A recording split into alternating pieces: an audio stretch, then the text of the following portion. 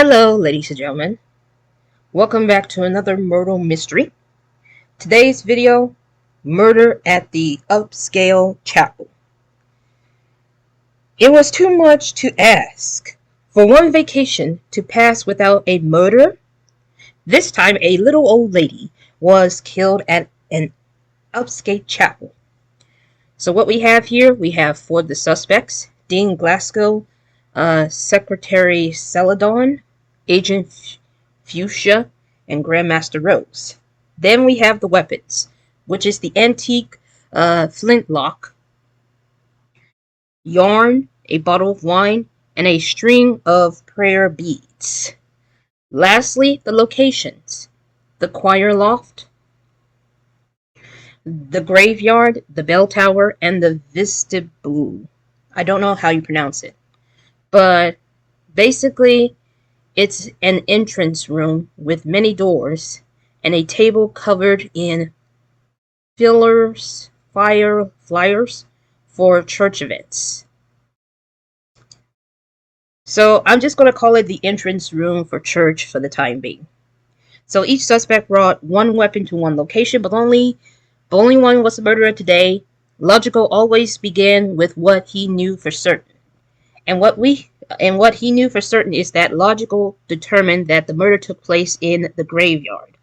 So we know where. We just gotta figure out who and how they did it. So let's check out the clues so far. Forsynick, I don't know how you pronounce it, determined a weapon made of least partially out of wool was presented in the choir loft. So we know that the choir loft has the weapon. And it has to be the yarn. Yes, it's the yarn. So the yarn is at this location. Next up, the suspect in the entrance room, and I cannot pronounce the word, was born in November 17th. So if we keep looking, if there's anything that involves November 17th, I'm going to assume it is a Sagittarius. A Sagittarius was born on November. No, it was a Scorpio. Because Sagittarius begins on the 22nd of November. And Scorpio ends in November 21st. So obviously, Scorpio has to be... Oh, I didn't mean to go back. Sorry. I'm using Google Chrome for now. It's actually Scorpio because I'm a Scorpio, because my birthday is on November. So, we gotta figure out who is a Scorpio. Check the suspects. Dean Glasgow is a Virgo. Celadon is a Leo. Agent Fuchsia is a Virgo. And Grandmaster Rose is a Scorpio. So that means that Grandmaster Rose is at the entrance room. Next up, other suspect with the same height as Dean Glasgow had never been in the bell tower, which means that this person was not at the bell tower. So the height has to be 5'6". Celadon is 5'6". The agent was 5'8", and Rose is 5'7". So that means that Secretary Celadon has never stepped foot at the bell tower. So we only have two suspects left that could be in the bell tower. But we all know that the crime took place in the graveyard. Secretary Celadon had a medium weight weapon. So let's check out the weapon cards. This is medium weight. This is lightweight. This is also medium weight. And this is lightweight. So either it's going to be this flintlock or the bottle of wine. Either way, it cannot be both. Dean Glasgow was seen with the bottle of wine, so that confirms that she does not have it. But she does have this weapon. Now, unfortunately, I cannot solve the mystery of not knowing of who's who right now. So I'm going to have to use a hint because I have no clue. I still have no clue.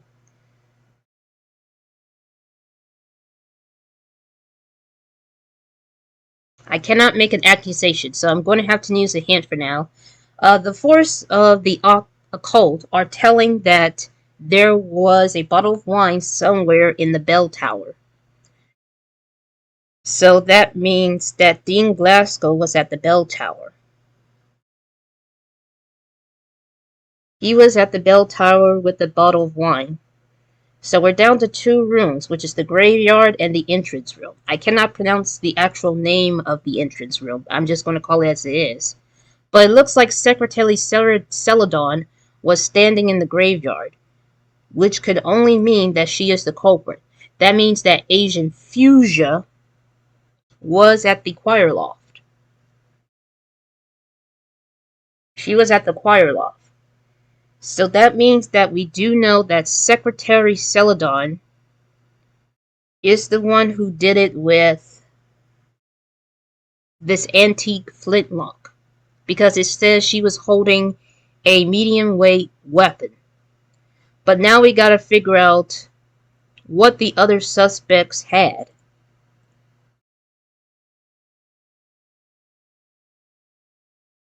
Yes, we know that Grandmaster Rose was at the entrance room.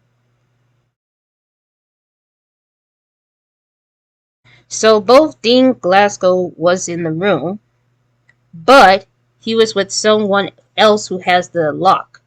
He has the bottle of wine. That's what the clues said. So we need to figure out. I need to figure out who is the one who has the weapon. Unfortunately, we're probably not going to be able to find out. The yarn was at the choir loft, which means that Agent Fuchsia has the yarn, while Grandmaster Rose has the prayer beads.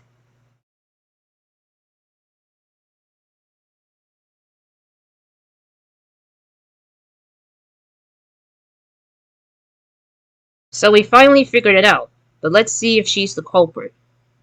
Yes, she is, and it took about 8 minutes and 31 seconds because I spent too much time figuring things out by using so many hints. But as you can tell, it's very hard to solve it by itself if there's not enough to pinpoint of who's who and which weapon and where right now. Alright, so before ending this video, it's time to do a daily mini Murdle. We're going to be solving the case of the body of the Tindered Professor. I don't know if that's how you pronounce it. Logical will never forget his first few cases, but that was one because he never forgot any of his cases. However, this one was particularly memorable. So, three suspects are Viscount Eminence, Deacon, the Deacon, I'm going to say, and Captain Slate. The weapons are a sharp pencil, a heavy backpack, and a board game. This is based on like the school version of Murdle.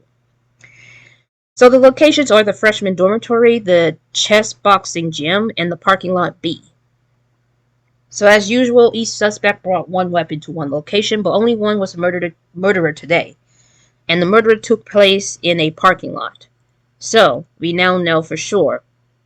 But we need to figure out who did it and what and how they did it. So Captain Slate had a crush on the person who brought the sharp pencil. So Captain Slate doesn't have a sharp pencil. And we're supposed to decode this message, but because it allows me to have hints, I'm going to use the question mark. And besides, this is a daily mini Murdle. It says here that the board game was in the chess boxing room. So we're gonna check mark that here. And whoever has the board game is in that particular room. There are fingerprints in the heavy backpack, so we have to match them. And it's definitely the Deacon. So the Deacon has the backpack. Which can only mean that Viscount has the pencil sharpener. No, not the pencil sharpener, the sharp pencil. And Captain Slate was at the chessing box gym with the board game. Very easy and simple. But we gotta figure out which room does the other two suspects are. Viscount was not where the youngest students are. So let me check what it's definitely the freshman dormitory, which means that he wasn't there, and neither does this.